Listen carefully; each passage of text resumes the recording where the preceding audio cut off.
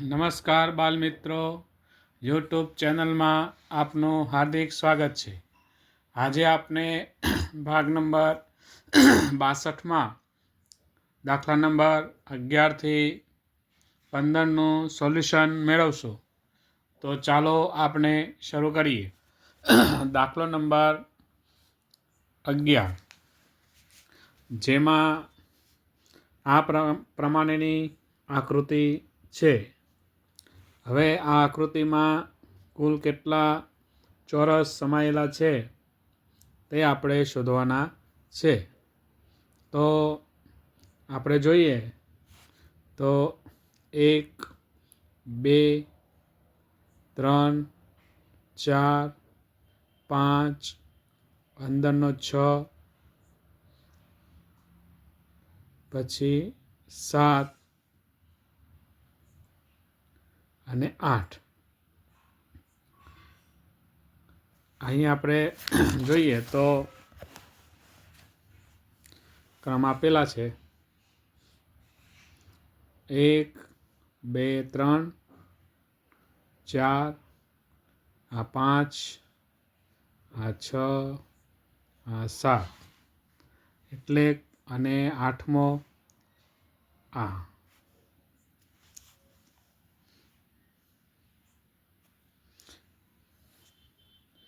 તો આવી રીતે અહીંયા કુલ 8 ચોરસ જે છે તે આમાં આપેલા છે. ત્યારબાદ દાખલો નંબર 12. આ આકૃતિમાં કેટલા ચોરસ છે તે આપણે જોઈએ. 1, 2, 3, 4, 5, 6, 7,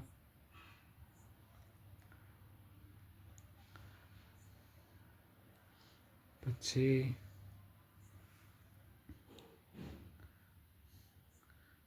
8, 9, એટલે કુલ આમાં 9 ચોરસ જે છે તે આપેલા છે.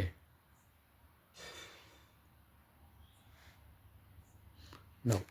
ત્યારબાદ દાખલો નંબર 13. તો આ દાખલાની અંદર જોઈએ તો 1, 2, 3, 4,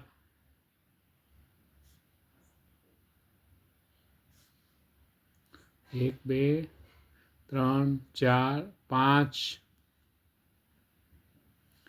5, 1, 2, 3, 4 અને આ 5 વચ્ચેનો, એટલે કુલ 5 ચોરસ આમાં છે.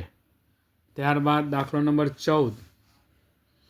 આ આકૃતિમાં કેટલા ચોરસ છે તો જોઈએ તો સૌપ્રથમ 1, 2, 3, 4, 5, 6, 1, 2, 3, 4, 5 અને 6, કુલ 6 ચોરસ આકૃતિમાં આપેલા છે. ત્યારબાદ દાખલો નંબર 15. તો આની અંદર કેટલા ચોરસ છે તો આપણે જોઈએ તો સૌપ્રથમ અંદરના 1, 2, 3, 4, 5, 6, 7, 8, 9, 10, 11, 12, 13, 14, 15,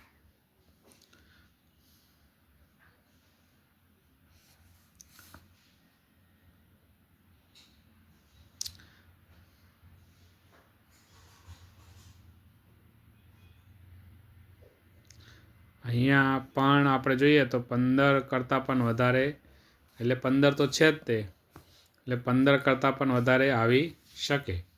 તો બાળમિત્રો, આજે આપણે ભાગ નંબર 62માં દાખલા નંબર 11થી 15નું સોલ્યુશન મેળવ્યું. હવે પછી આપણે ભાગ નંબર 63માં આગળના દાખલાનું સોલ્યુશન મેળવશું. નમસ્કાર. આપને વિડીયો સારો લાગ્યો હોય તો સબસ્ક્રાઈબ કરજો, લાઈક કરજો અને વિડીયો નિયમિત જોતા રહીશો.